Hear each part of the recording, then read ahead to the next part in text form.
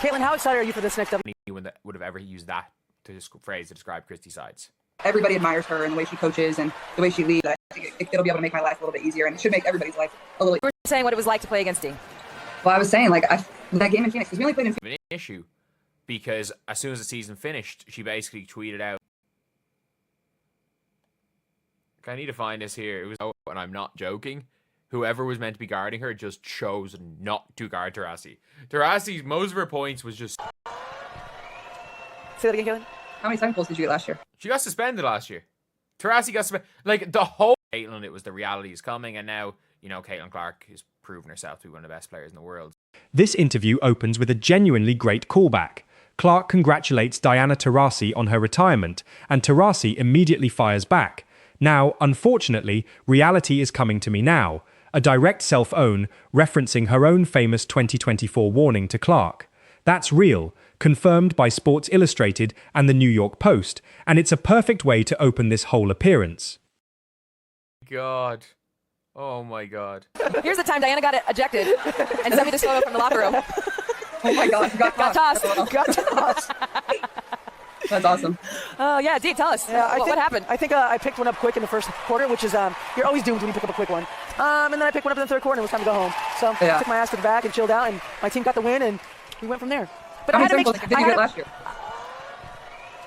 Say that again, Caitlin. How many time goals did you get last year? She got suspended last year. Taurasi got suspended. Like, the whole Mercury team.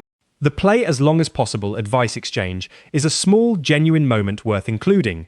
Real, unscripted banter between three people who clearly like and respect each other, not manufactured content.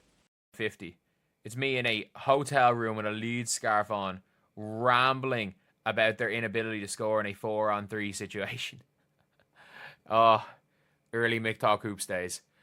But yeah, that was the mad thing. Christy's eyes drew up nothing for about 15 games for how to score on that. And she didn't even draw anything. Clark's actual scouting breakdown of Paige Bucher's here is substantive, real basketball analysis, praising her poise, her ability to score at all three levels, and specifically calling her mid-range game some of the best I've honestly ever seen. That's a genuine, detailed compliment from one elite player to another. Scoring game there from the first 5 minutes. All right, so we're just gonna stop the game talk because the game is the game. We've all seen the game. I think they put this up there earlier, like Tessa Johnson comes off the bench, maybe for us.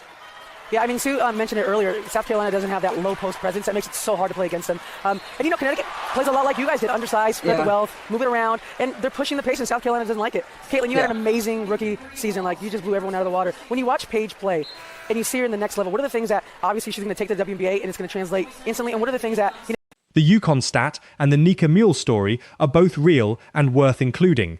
Clark's own account of facing one of the toughest individual defenders of her college career, someone who nearly became a first-round WNBA pick, largely off the strength of her defense against Clark specifically.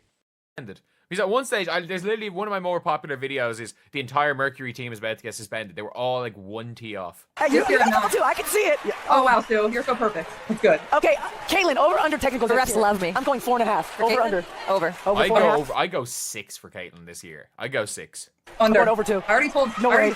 No way. I already told Steph, too. Nice. 2. And it's more games.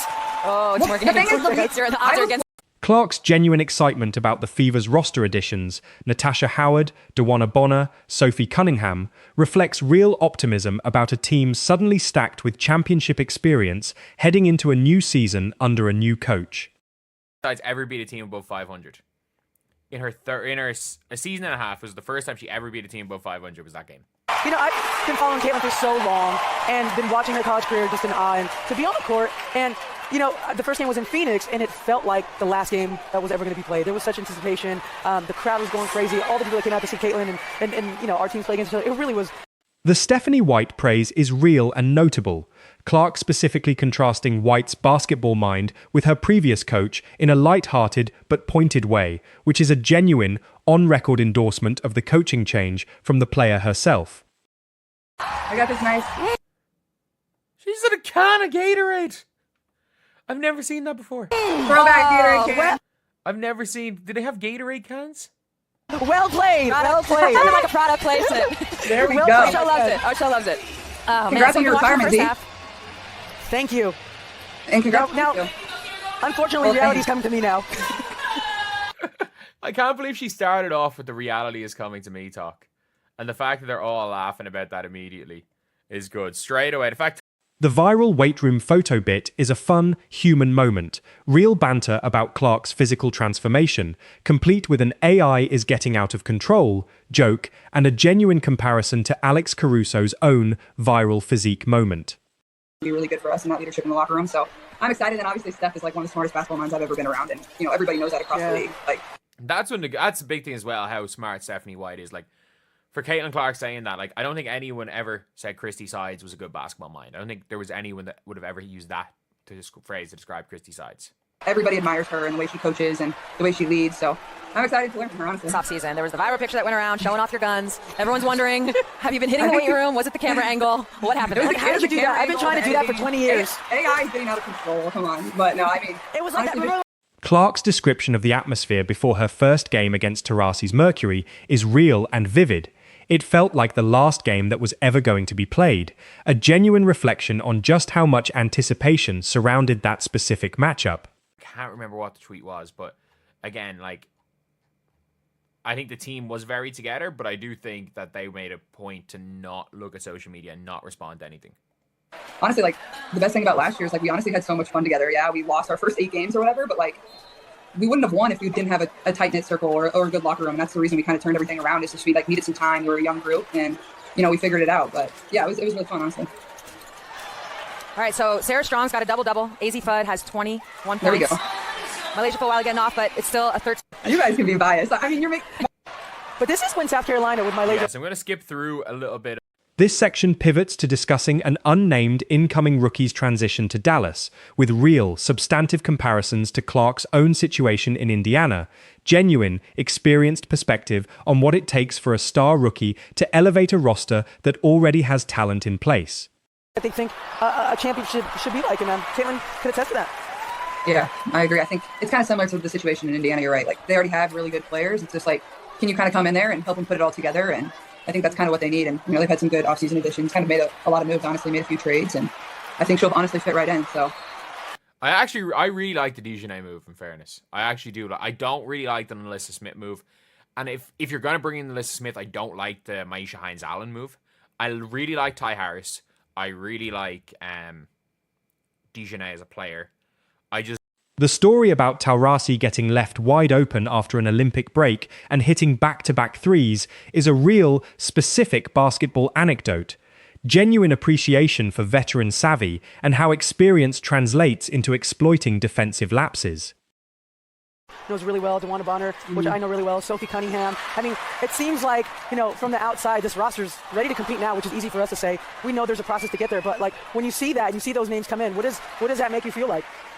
Oh, well, I mean, obviously on paper we have a really good team, but, you only have, we start training camp, I think, on the 27th, and then, like, we have a back-to-back of preseason games on May 3rd and May 4th. So it's like, you have a very short amount of time to put that together. And The favorite ref bit is real, light-hearted content. Genuine, specific praise for referee Lisa Mattingly's ability to communicate with players during tense moments. A small but human detail about life in the league. You were saying what it was like to play against D. Well, I was saying, like, that game in Phoenix, because we only played in Phoenix one time. And that's one of the funniest things is the amount of trash talk between Caitlin Clark and Diana Taurasi in that game was crazy. Like, obviously Diana Taurasi embraced her, but like, if you saw some of that stuff, and we can't forget Sophie Cunningham almost starting a brawl in that game. Sophie Cunningham like running into a bunch of people and just throwing a blind elbow towards the Fever players and then walking out. And they teed up like 4 people and didn't tee up. The story about Taurasi getting ejected and the callback to the entire Mercury roster once being one technical away from suspension is real and genuinely funny. Confirmed, specific basketball history being shared in a relaxed, conversational setting between 3 people who've actually lived it. Well, that's my favorite non-technical. And my favorite non-technical is when we played in the playoff and you yanked your mask off and you were yelling at the ref, and I was like, hello? But, Caitlin, no one's perfect to sue. Yeah, so that is it, lads. That is it. That is obviously just the non-South Carolina versus UConn talk. And with all of that, it was, as I've said, it was good to see. It was good to see it. That was by far the longest they